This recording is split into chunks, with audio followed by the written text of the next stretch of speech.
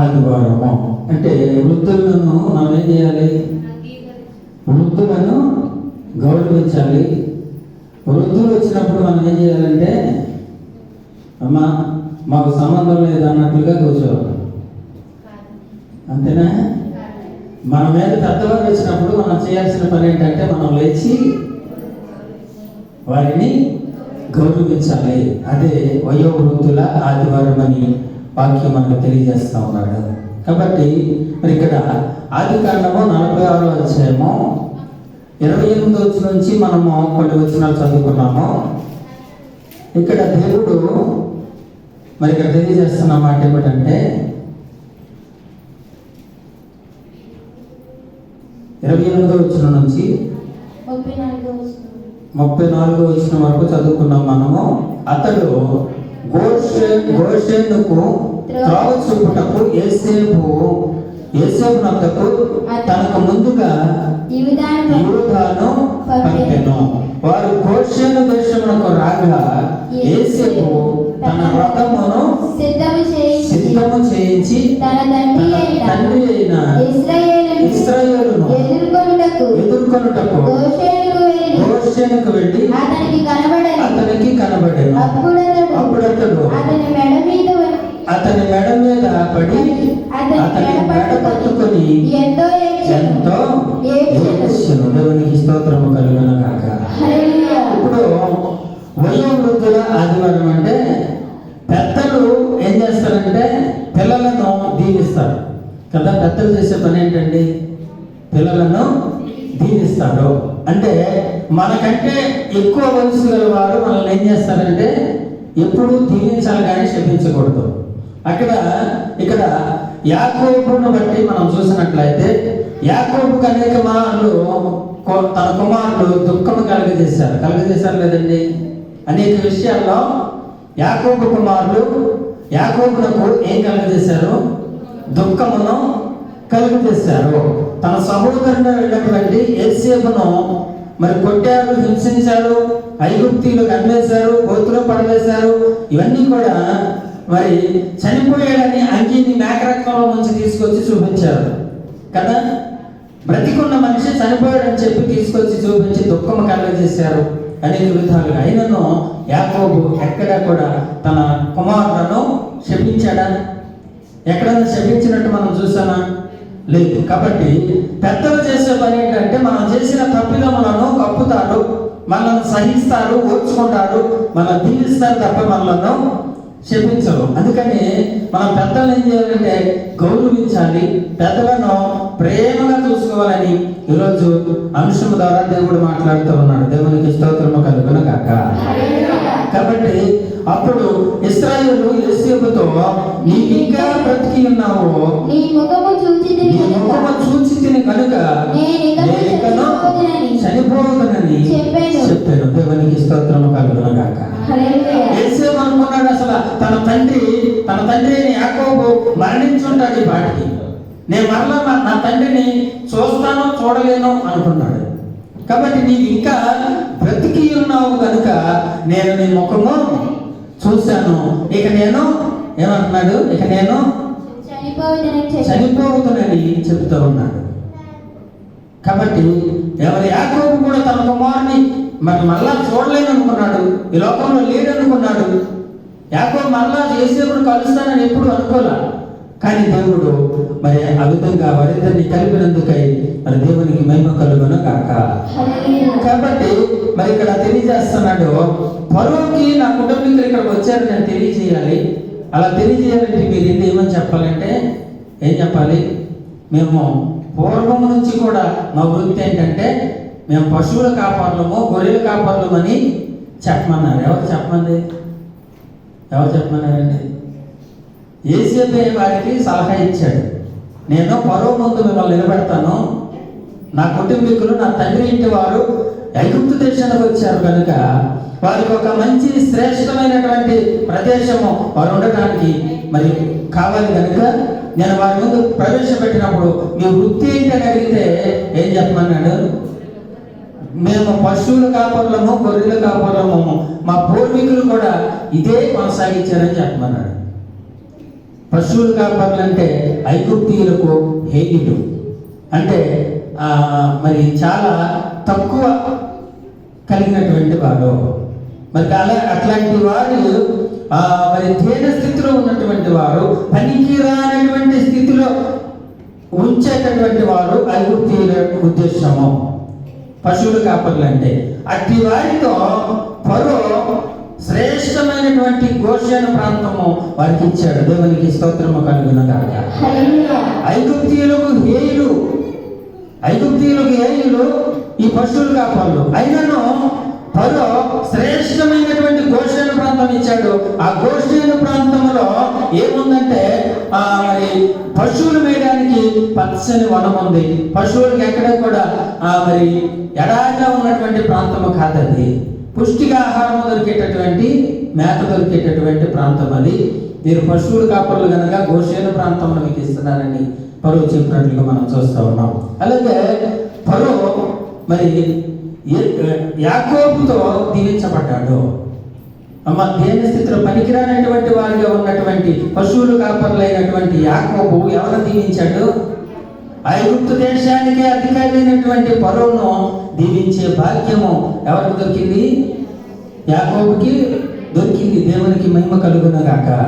కాబట్టి పనికిరాని స్థితిలో ఉన్నామేమో, మమ్మల్ని ఎవరు లెక్క పెడతలేదు అనుకుంటున్నామేమో, లేకపోతే నిన్ను అనేక నిందలతో అవమానిస్తున్నారేమో, అయినను దేవుని యందు విశ్వాసం ఉంచు.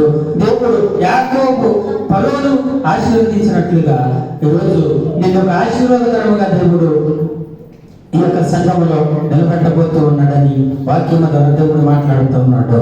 కాబట్టి మనం జాగ్రత్త కలిగినటువంటి వారిగా ఉంటే అనేకులకు ఆశీర్వాదకరంగా ఉంటాము, అనేక మంది మీద అధికారులుగా ఉంటాము, అనేక మంది నడిపించే వారిగా ఉంటామని వాక్యము తెలియజేస్తా ఉన్నాడు. కాబట్టి మరి ఫరోని ఆశీర్వదించగలిగినటువంటి గొప్ప స్థితి దేవుడు యాకోబుకి ఇచ్చాడు. చనిపోయిన కుమారుడు బ్రతికి ఉన్నాడని సంతోషించే భాగ్యాన్ని కూడా మరి యాకోబునకు కలుగజేశాడు దేవుడు. కాబట్టి వృద్ధుల పట్ల కనపడగానే యోసేపు వెళ్ళి తండ్రిని ఏం చేశాడు? మెడ మీద పడి ముద్దు పెట్టుకున్నాడా? ముద్దు పెట్టుకున్నాడు లేదా? ముద్దు పెట్టుకున్నాడు. కాబట్టి తల్లిదండ్రులను గౌరవించాలని వాక్యము ద్వారా దేవుడు మాట్లాడుతూ ఉన్నాడు. కాబట్టి మరి తిమోతి పత్రికలో మనం చూస్తాము, అక్కడ ఏం తెలియజేస్తున్నాడంటే వృద్ధులను గద్దింపక తండ్రిగా భావించి అతనిని హెచ్చరించుము. దేవునికి స్తోత్రము కలుగునుగాక.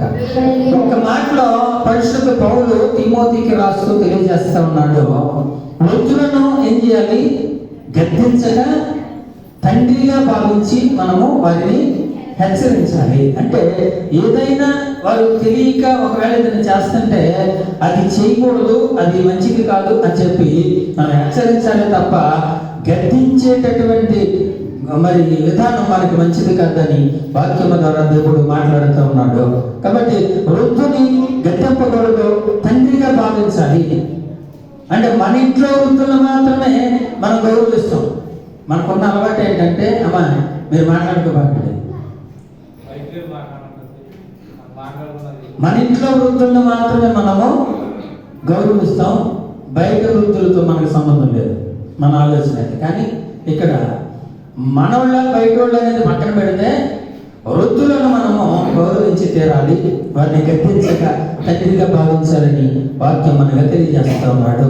అలాగే ఇంకా అన్నదమ్ములని, యవనులను, తల్లులని, వృద్ధ స్త్రీలను, అక్క చెల్లెళ్ళని పూర్ణ పవిత్రతో యవన స్త్రీలను హెచ్చరించుము. దేవునికి స్తోత్రము కలుగునుగాక. ఇప్పుడు బయట వారే కానీ వారిని ఎలా హెచ్చరించాలంటే, అన్నదమ్ములని యవనులను ఎంచుకోవాలి. అన్నదమ్ములని యవనులను ఎంచుకొని వారిని, తల్లులనేమో వృద్ధ స్త్రీలను ఎంచుకోవాలి. వృద్ధులు తండ్రితో సమానులు, అలాగే వృద్ధ స్త్రీలు మనకి తల్లులతో సమానమని ఎంచుకొని వారిని హెచ్చరించాలి తప్ప గద్దించకూడదని వాక్యము తెలియజేస్తూ ఉన్నాడు. అయితే వృద్ధులను తిరస్కరించేవాడు ఉంటారా? ఉండరా? ఉంటారండి, ఖచ్చితంగా ఉంటారు. అంటే మన ఇంట్లో మన తల్లిదండ్రులనే మనము గద్దిస్తాము, తిరస్కరిస్తాము, వాడు చెప్పింది ఏదో వాటిని సరిగా పట్టించుకోము. ఈ లోకంలో మరి దీర్ఘాయుష్మంతులు అవుతారు అని దేవుడు తెలియజేశాడు. ఆ దీర్ఘాయుష్మంతులు అయ్యేది ఎవరంటే 2 మాటల్లో దేవుడు తెలియజేశాడు. ఒకటేమో దేవుని యందు భయభక్తులు కలిగిన వారు దీర్ఘాయుష్మంతులు అవుతారు, ఒకటి. తర్వాత రెండవది చెప్పండి, తెలుసుగా మనకి చాలాసార్లు తల్లిదండ్రులను సన్మానించేవారు దీర్ఘాయుష్మంతులు అవుతారని వాక్యం ద్వారా మనం చూసి ఉన్నాము. అయితే మన తల్లిదండ్రులను మనం ఎంత గౌరవిస్తున్నామో, ఎంత సన్మానిస్తున్నామో మనమే ప్రశ్న వేసుకోవాలి. తల్లిదండ్రులను పట్టించుకోక గాలి వదిలేసినటువంటి కొడుకులు ఉన్నారు, కుమార్తెలు ఉన్నారు. చాలా మందిని చూస్తున్నాం. కానీ అది మనము క్రైస్తవులమయ్యండి తల్లిదండ్రులను పట్టించుకోక ఈ లోకంలో ఎన్నో మరి ఇబ్బందులు పడుచున్నటువంటి తల్లిదండ్రులు మనం చాలా మందిని చూసాము. గొప్ప గొప్ప వాళ్ళని మనం చూస్తాం. అపాయింట్మెంట్లు సంపాదించినటువంటి తల్లి ఒక్క పూట అన్నం కోసం అడుగుతుంది ఏలూరులో. ఒకరోజు, అమ్మ మీరు మంచి ఉన్నవాళ్ళలాగా ఉన్నారు, అన్నాన్ని అడుగుతున్నారు. ఏంటంటే నేను 2 అపాయింట్మెంట్లు కట్టించానండి, నాకు 3 కొడుకులు, మొత్తం పంచిపెట్టాను, తర్వాత నన్ను బయటికి గెట్టేసారన్న. పాపం ఆమె కన్నింటికి అవతులు అంత కుమిలిపోతూ ఉంది. అంటే ఆ రోజుల్లో 2 అపాయింట్మెంట్లు కట్టించిందంటే నిజంగా ఎంత కష్టపడితే సంపాదించింది ఒకసారి మనం ఆలోచించాలి. ఇప్పుడు 2 పిల్లల్ని పెంచలేక మనము సతమతం అయిపోతున్నాం. 2 పిల్లల్ని పెంచలేక, చదివిలేక సతమతం అయిపోతున్నాం మనము. ఆ రోజుల్లో మన తాతలు తండ్రులు ఎంతమంది అంటే అప్పుడు యాకోబు వలె 12 మంది, 11 మంది, 10 మంది, 8 మంది, 6 నలుగురు తక్కువ ఎవరికి లేదు. మరి ఆ రోజుల్లో వారు మనల్ని అంత నలుగురు 6 ఆ విధంగా బతికించారంటే వాళ్ళు ఎంత కష్టపడ్డారో మనం ఆలోచించాలి. ఈ రోజున తల్లిదండ్రులు చూడడానికి మాకు ఏమి ఇచ్చారండి అనేవాళ్ళు ఉన్నారు. ఏమి ఇవ్వాలని మనకి? తల్లిదండ్రులు గౌరవించడానికి, తల్లిదండ్రులు ముద్దపెట్టడానికి, వారికి ఒక గుడ్డ కొనివ్వడానికి మనకి ఏం పెట్టాడు? ఈ లోకంలో మనకు జన్మనిచ్చారు, అదే గొప్ప భాగ్యం అని ఎంచుకోవాలి మనం. ఆస్తులు కొంతమంది సంపాదిస్తారు, కొంతమంది సంపాదించలేరు. ఎందుకంటే మరి ఈ లోకంలో అందరూ సంపన్నులుగా ఉండరు, అందరూ దరిద్రులుగా ఉండరు. కాబట్టి తల్లిదండ్రులను మనము జాగ్రత్తగా చూసుకోవాలి. వృద్ధులను గెలింపగా మనము గౌరవించాలి, తండ్రిలా భావించాలని వాక్యం ద్వారా దేవుడు మనకు తెలియజేస్తూ ఉన్నాడు. అలాగే మనము లేవి ఖండము 19వ అధ్యాయము 32వ వచనం మనం చూసినట్లయితే,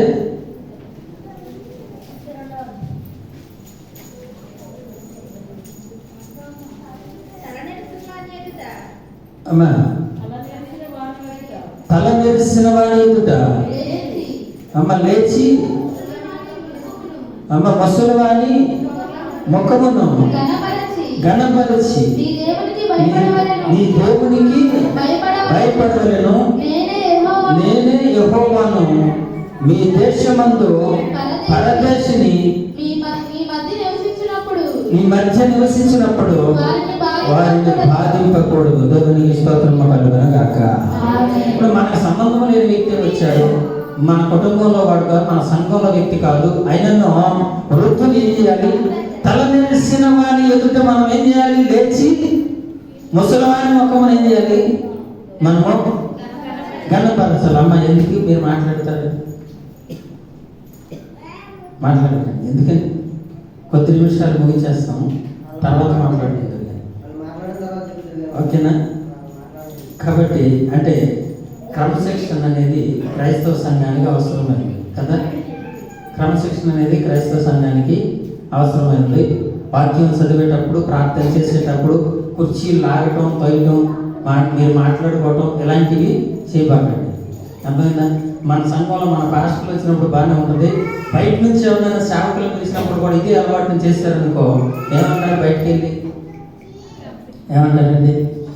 క్రమశిక్షణ లేని సంఘం అంటారు కదా. సంఘానికి మంచి పేరు తెచ్చుకోవాలి, కానీ సంఘాన్ని దూషించేటట్లుగా మనము ఉండకూడదు. కాబట్టి మరి మన వలన దేవుని నామం దూషింపబడకుండానట్లు మన ప్రవర్తన జాగ్రత్తగా చూసుకోవాలా. ప్రసంగి చెప్పాడు, మందిరంలోకి పోయినప్పుడు నీ ప్రవర్తన జాగ్రత్తగా చూసుకోమన్నాడు కదా. ఇలా చెప్తున్నానని బాధపడద్దు మీరు, ఎందుకంటే మీరు మాట్లాడుకుంటే నేను చెప్పేది మీకేం అర్థమవుతుంది, అర్థమవుతా. కాబట్టి ఇక్కడ లేవీకాండంలో తెలియజేశాడు, తలదెన్సిన వారి ఎదుట మనం ఏం చేయాలి, లేచి ముసలివారి ముఖమును గణపరిచి భయపడవలెను. ఎవరికి భయపడేది? ముసలివానికి కాదు భయపడేది, దేవునికి భయపడి అతనికి నీవు లెగాలి. కాబట్టి కాలు మీద కాలు వేసుకుని కూర్చొని ముసలోడు పెద్దవాడు వస్తే కనీసం వారి వంక కూడా చూడనటువంటి వారు ఉన్నారు. ఇది మంచి పద్ధతి కాదు అని వాక్యము తెలియజేస్తా ఉన్నాడు. వృద్ధులను గౌరవించాలి, వాళ్ళు మనం దీవించే స్థానంలో ఉన్నారు, వారిని దీవించాలి కానీ శపించకూడదు. వృద్ధుడు శపిస్తే ఖచ్చితంగా శాపాలు తగులుతాయా? కనుక జాగ్రత్తగా చూడండి. ఆదికాండము 10వ అధ్యాయము 6వ వచనం నుంచి మనం కొన్ని వచనాలు చూసినట్లయితే, హాము కుమారులు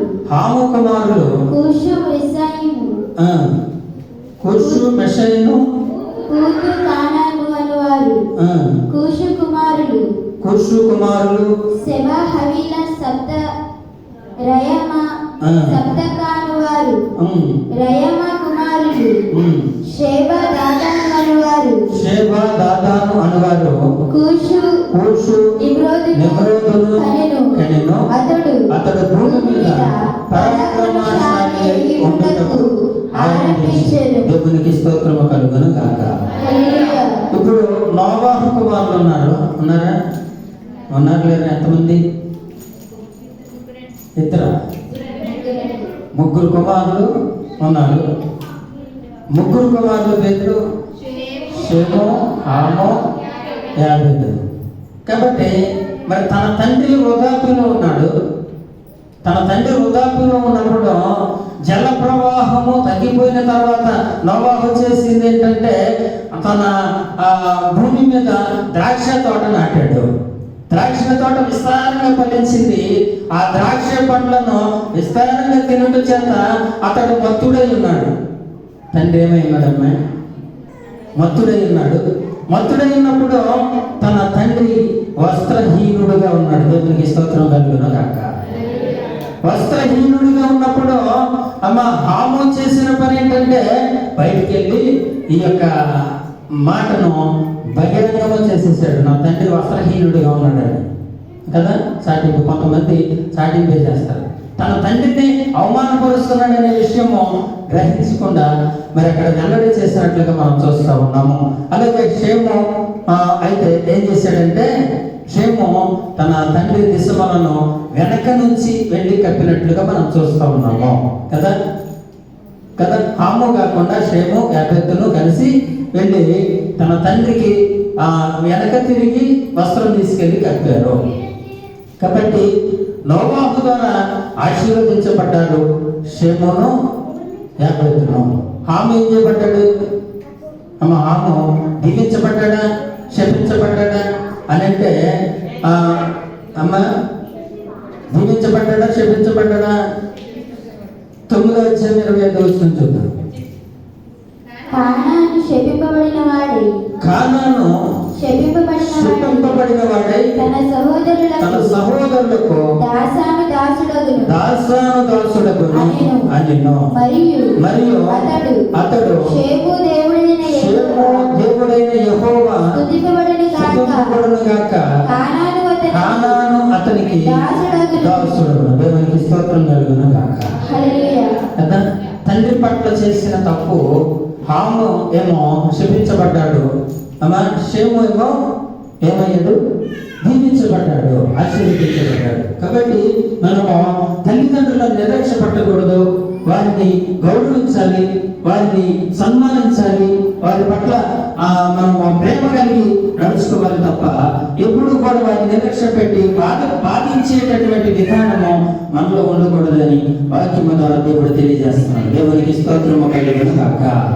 కాబట్టి ఈ హాము కుమారులు శపించబడ్డారు. ఆమె మాత్రమే కాదు, కుమారులు కూడా శపించబడ్డారు. ఆమెకు సంబంధించినంత వరకు మొత్తం కూడా శపించబడిందని వాక్యం మనకి తెలియజేస్తా ఉన్నాడు. కాబట్టి మనం జాగ్రత్తగా వాక్యాన్ని గమనించినట్లయితే మరి 10వ అధ్యాయం 5వ వచనం నుంచి మనం చూసినట్లయితే వీరి నుండి సముద్ర తీరము నుండిన జనములు వ్యాపించెను. వారి జాతుల ప్రకారము వారి భాషల ప్రకారము వారి వంశముల ప్రకారము ఆయా దేశములలో వారు వేరైపోయేది. దేవునికి స్తోత్రము కలుగునుగాక. ఇక్కడ షేము కుమారుడు, షేము వంశము ఆశీర్వదించబడింది, వృద్ధి చెందారు, అభివృద్ధి చెందారు. వారు విస్తారంగా ఫలించి వారు వేరైపోయినట్లుగా మనం చూస్తా ఉన్నాం. ఈ హామ కుమారులు అయితే శపించబడ్డారు. కాబట్టి ఈ షేము నుండి వచ్చినటువంటి వారు ఎవరంటే, షేము వంశము నుండి వచ్చినటువంటి వారే అబ్రహాము, మరి అలాగే దావీదు, యేసుక్రీస్తు, వీళ్ళందరూ కూడా ఎక్కడి నుంచి వచ్చారు? ఆశీర్వదించబడినటువంటి షేమ వంశము నుంచి మనకి ఉద్భవించబడ్డారు. కనుక పెద్దలు వృద్ధులు ఆశీర్వదిస్తే ఎలా ఉంటుంది, వృద్ధులు శపిస్తే ఎలా ఉంటుంది? హాము లాగా ఉంటుంది. హాము కుమారులు ఎక్కడంటే ఈ హాము యొక్క సంతానమే సొదొమ గొమొర్రా పట్టణంలో నివసించింది కూడా. దేవుని శాపంతో కాల్చబడినటువంటి పట్టణము ఈ హాము సంబంధులే. కాబట్టి ఫిలిష్తీయులు ఎవరు? ఫిలిష్తీయులు ఎవరు? ఫిలిష్తీయులు ఇశ్రాయేలీయులకు శత్రువులు కదా, శత్రువులుగా ఉన్నారు. అయితే అసలు ఎవరు, ఎక్కడి నుంచి వచ్చారు? ఈ హాము సంతతి నుంచే వచ్చారు. కాబట్టి మనలో ఉన్నవారే, మన కుటుంబంలో ఉన్నవారే మన మీద శత్రువులుగా కొంతమంది లేస్తారు. వారు ఎవరంటే వృద్ధులతో శపించబడిన వారు, దేవునితో శపించబడిన వారిగా ఉంటారని వాక్యం ఈరోజు మనకు తెలియజేస్తాం. అంటే వృద్ధులను గర్తిస్తే, వృద్ధులను తిరస్కరిస్తే, తల్లిదండ్రులను నిర్లక్ష్యం చేస్తే జరిగే పరిణామం ఏంటంటే దేవుని శాపానికి గురవుతాం. మనం దేవుని శాపానికి గురయ్యి సొంత ఇంటి వారం అయ్యుండి శత్రువుల్లో బతకాల్సి వస్తుంది. దేవునికి మహిమ కలుగునుగాక. యాకోబు సంతతి నుంచి వచ్చినటువంటి వారే సొదొమ గొమొర్రా పట్టణంలో కాల్చివేయబడ్డారు, ఫిలిష్తీయులుగా శత్రువులుగా ఎంచబడ్డారు. కనుక మనము జాగ్రత్త కలిగిన వారికి ఉండాలి. క్రైస్తవులం, నేను పుట్టు క్రైస్తవం అని చెప్పుకోవటం కాదు. అత్తమామను చూస్తున్నారండి? అత్తమామను చూస్తున్నారా? చూడండి, ఇది 100% గ్యారెంటీ కదా. అత్తను ఒకలాగా చూస్తారు, అమ్మను ఒకలాగా చూస్తారు కదా, ఖచ్చితంగా. కానీ మనము ఎంత ప్రార్థన చేసినా మన యొక్క ప్రవర్తనలో జాగ్రత్త లేకపోతే దేవుని దీవెనలు, ఆశీర్వాదాలు మనం పొందుకోలేము.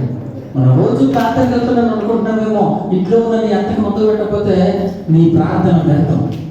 ఇంట్లో ఉన్న నీ మామను గుర్తించకపోతే, గౌరవించకపోతే నీ ప్రార్థన వ్యర్థం. ఒకవేళ నీకు అనుకూలంగా లేడేమో, అయినను నువ్వు చేయవలసిన పని ఏంటంటే నీ యొక్క బాధ్యతను నువ్వు నిర్వర్తించాలి.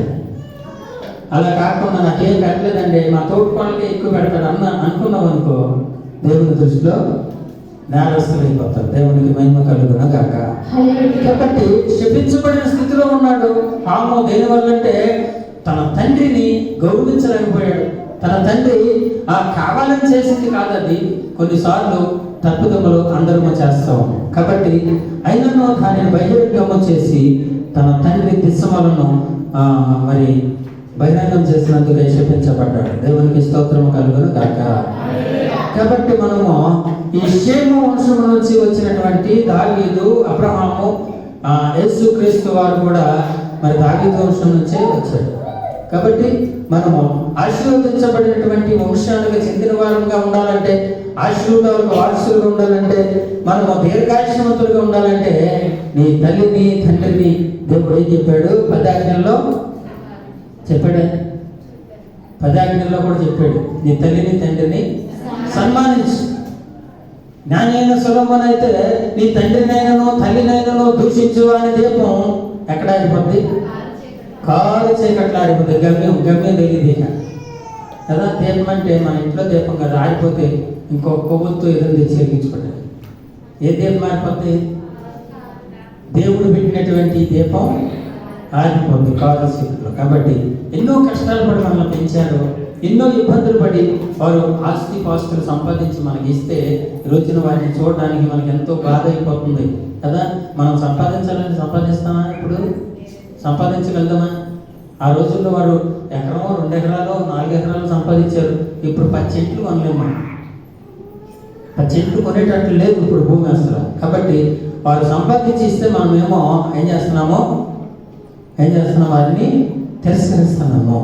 సామెతల గ్రంథం 23వ అధ్యాయము 22వ వచనం చూస్తే,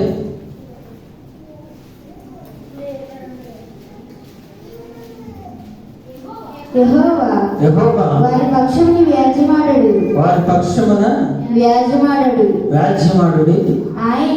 ఆయన వారిని దోచుకొని వారి ప్రాణమును దోచుకొనును. కోపచిత్తునితో సహవాసము చేయకుము.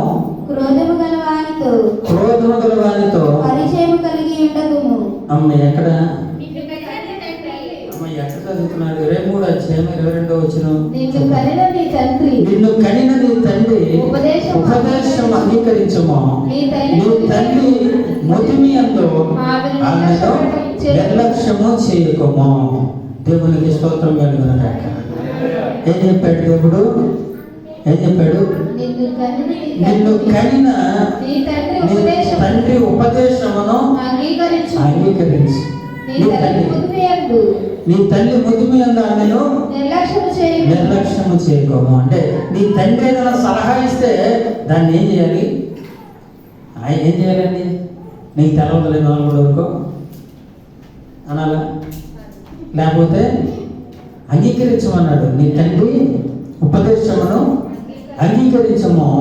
నిన్ను కనిన నీ తల్లిని ముదిమి అందు ఆమెను నిర్లక్ష్యము చేయకు. తల్లిదండ్రులను పట్టించుకున్న వాళ్ళు చాలా మంది ఉన్నారు. పైకి భక్తి పరులుగా ఆమె ఇంట్లో ముద్ద పెట్టకుండా సంఘాల్లో అనేక కార్యక్రమాలు చేస్తూ, అవసరమైతే సంఘాలలో మరి భోజనాల కార్యక్రమం కూడా చేస్తున్నారు. ఇంటికాడేమో తల్లు ఏడుస్తున్నారు. ఇట్లాంటి పరిస్థితులు చాలా ఉన్నాయి. కాబట్టి మనం పెట్టాల్సింది సంఘాల్లో కాదు, ఊరు ప్రజలకు కాదు. ముందు ఎవరికి పెట్టాలి? మనల్ని కని పెంచి పెద్ద చేసి పోషించినటువంటి నీ తల్లిని ముదుమి యందు నువ్వు నిర్లక్ష్యపరచకూడదు. నీ కోసం తన ప్రాణాన్ని త్యాగం చేసి ఈ లోకంలో నీకు జన్మనిచ్చింది. ఆస్తిపాస్తులు ఇవ్వకపోయినా. కాబట్టి నీకు జ్వరం వచ్చినా, జలుబు చేసినా, అనేకమైన వ్యాధులు వచ్చినా ఆ తల్లి ఎంతో పత్యాలు చేసి తన కోరికలను చంపుకొని నీ కోసం నిన్ను ప్రయోజకుడిని చేస్తే ఈ రోజున నీ తల్లికి మొత్తం పెట్టలేని స్థితిలో మనం ఉంటే ఎందుకు మన భక్తి, మన విశ్వాసం, మన ప్రార్థన? అందుకే వృద్ధులను గౌరవించడం నేర్చుకుంటే మరి ఫరో దేశానికి, ఐగుప్తు దేశానికి అధికారి ఉన్నాడు. ఆయనను యాకోబు చేత ఆశీర్వదించబడ్డాడు. యాకోబు ఆశీర్వదించాడు ఫరోని. పనికిరాని స్థితిలో ఉన్నారు పశువులు కాపాలని ఏయులు, పనికిరాని వారు దేనికి కూడా అనేది వారి ఉద్దేశం. కాబట్టి అట్లాంటి పనికిరాని స్థితిలో ఉన్నటువంటి యాకోబు ఫరోని ఆశీర్వదించే గొప్ప భాగ్యాన్ని దేవుడు ఇచ్చాడంటే మరి యాకోబు భక్తి, విశ్వాసం మనలో కూడా ఉండాలని వాక్యం మనకు తెలియజేస్తా ఉన్నాడు. కనుక జాగ్రత్త కలిగినటువంటి వారిగా మనం ఉండాలని వాక్యం ఈరోజు మనకు తెలియజేస్తూ ఉన్నాడు. కాబట్టి మరి లూకా సువార్త 2వ అధ్యాయంలో కూడా మనం చదువుకున్నాము. లూకా సువార్త 2వ అధ్యాయము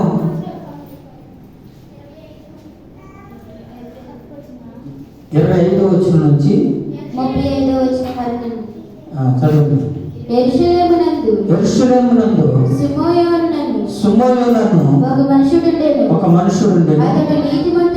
అతడు నీతిమంతుడును భక్తిపరుడనై ఉండి ఇశ్రాయేలు యొక్క ఆదరణ కొరకు కనిపెట్టువాడు.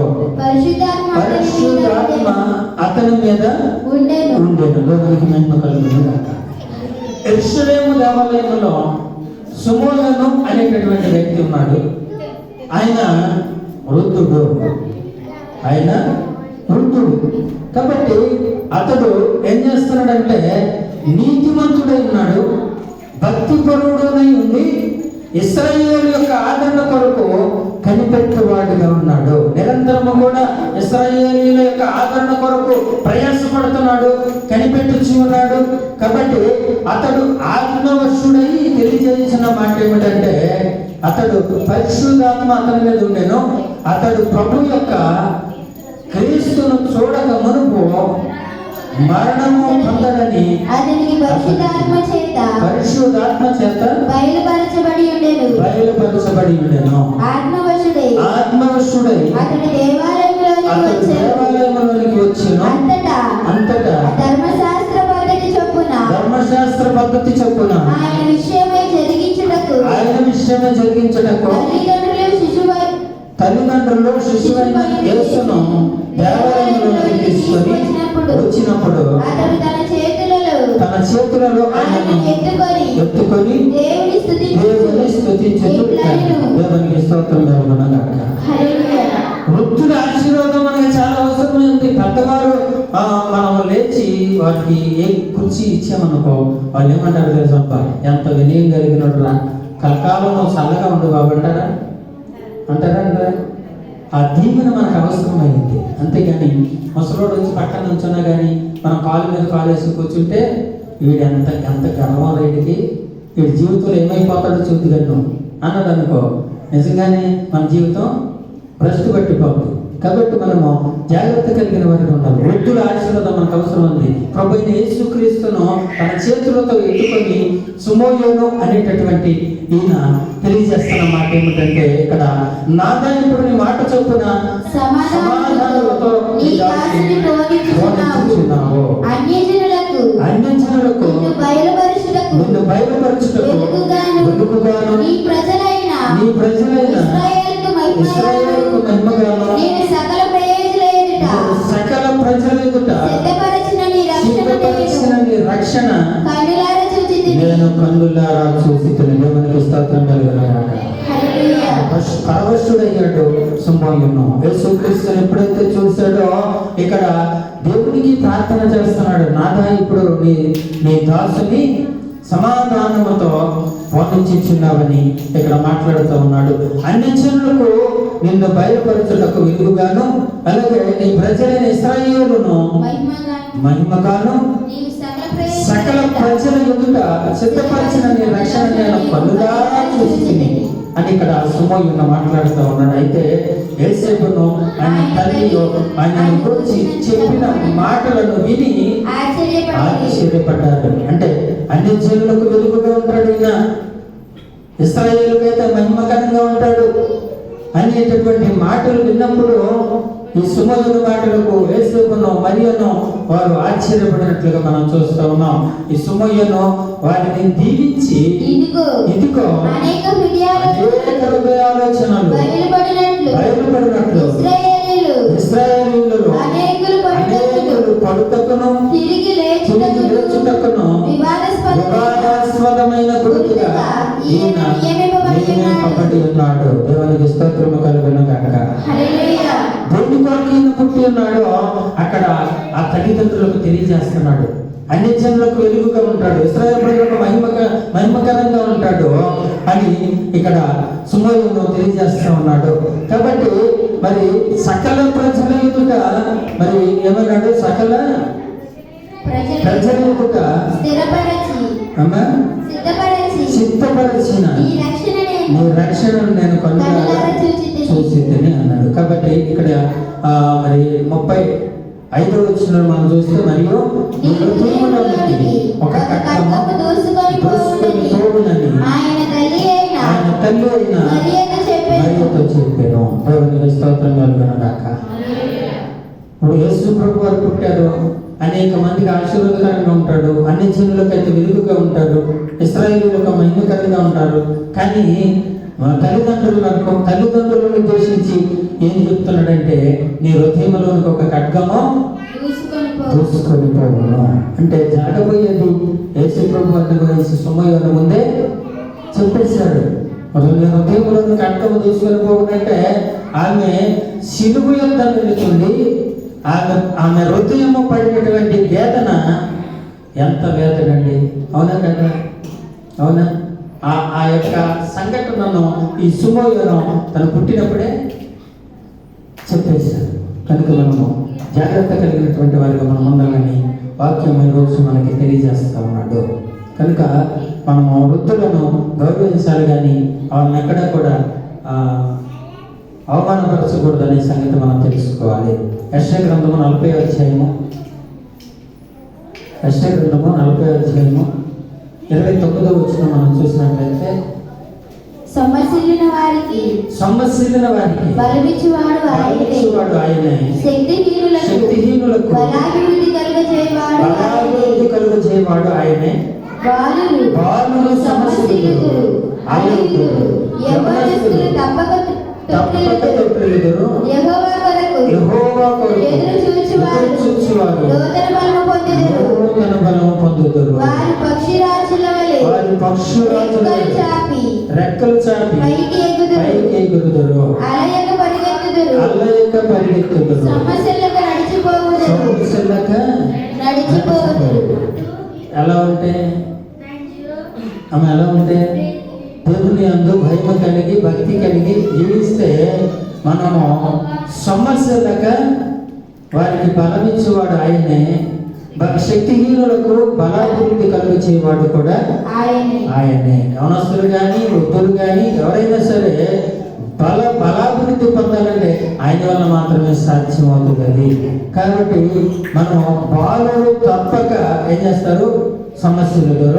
యవనస్తులు తప్పక తొట్టిల్లుదురు. మరి తొట్టిల్లే వారు మరలా నిలబడాలంటే ఏం చేయాలి? తొట్టిల్లినటువంటి యవనస్తులు దేవుని వాక్యం శాతనే వారి ప్రవర్తన మరలా శుద్ధి చేసుకుందరని వాక్యం మనకి తెలియజేస్తూ ఉంది. కనుక మనము తల్లిదండ్రులను నిర్లక్ష్యపరిచేటటువంటి విధానంలో మనం ఉండకూడదని వాక్యము తెలియజేస్తూ ఉన్నాడు. మత్తయి సువార్త 15వ అధ్యాయము 1 నుంచి కొన్ని వచనాలు చూసినట్లయితే ముగించేస్తున్నాం, చూడండి. ఆ సమయమున యెరూషలేము నుండి శాస్త్రులను పరిసయ్యులను యేసు వద్దకు వచ్చి నీ శిష్యులు చేతులు కడుగుకొనకుండా భోజనము చేయించున్నారే, వారెందుకు నిమిత్తము పెద్దల పారంపర్య ఆచారమును అతిక్రమించుచున్నారని అడిగారు. అందుకైన మీరును మీ పారంపర్య ఆచారము నిమిత్తమై దేవుని ఆజ్ఞను ఎందుకు అతిక్రమించుచున్నారు? తల్లిదండ్రులను కనపరచుమని తల్లినైనను దూషించువాడు తప్పక మరణం పొందవలెనని దేవుడు సెలవిచ్చాడు. దేవునికి స్తోత్రము కలుగును గాక. ఇక్కడ పరిసయ్యులను శాస్త్రులను ఏమని అడుగుతున్నారంటే, నీ శిష్యుడు ఏం చేస్తున్నాడు? చేతులు కడుక్కోకుండా భోజనము చేస్తున్నారు. ఎందుకు మిగతా వారు చేస్తున్నారు? ఇప్పుడు పెద్దల నుంచి ఎప్పుడో మన పెద్దల నుంచి వస్తుంది కదా, భోజనం చేయాలంటే ఏం చేస్తాం? వెళ్ళి ముందు చేతులు కాళ్ళు ముఖము కడుక్కొని వచ్చి భోజనం చేస్తాం. పెద్దల పారంపర్య ఆచారమును వారు ఎందుకు మీరుతున్నారు?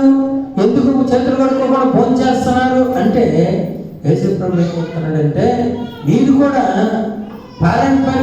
పెద్దల పారంపర్య ఆచారం ఆచరిస్తూ దేవుని ఆజ్ఞను మీరుతున్నారని చెప్పాడు. అలాగే మీ తల్లిదండ్రులను కనపరచమని తల్లినైనను దూషించేవాడు తప్పక మరణం పొందవలెనని దేవుడు సెలవిచ్చాను. అర్థం చేసుకోండి, మన ఇంట్లోనే మన ఆశీర్వాదం ఉంది, మన ఇంట్లోనే మన దీవెన ఉంది, మన ఇంట్లోనే మన అభివృద్ధి ఉంది. ఎక్కడంటే మన తల్లిదండ్రులు మనం దీవిస్తే అది మనలను జీవితకాలం అంతా కూడా కాపాడుతుంది. తల్లిదండ్రులను నిరక్ష పెడితే ఖచ్చితంగా వాడు ఏమవ్వాలన్నాడు? మరణము పొందవలెను. కాబట్టి మనం ఎంత ప్రార్థన చేసినా బైబిల్ జ్ఞానం మొత్తం మనకున్నా, మనం ఎన్ని పాటలు పాడినా, ఎన్ని వాక్యాలు చదివినా, ఇంట్లో తల్లిదండ్రులను గౌరవించకపోతే, వారికి మంచి చెడ్డలు చూడకపోతే మన ప్రార్థన అంతా వ్యర్థమే కదా. పెద్దలు వచ్చినప్పుడు మనం కూర్చున్న కుర్చీ లేచి పెద్దలకు ఇవ్వాలి. ఇవ్వాలా? యవనస్తులు మీకే చెబుతుంది.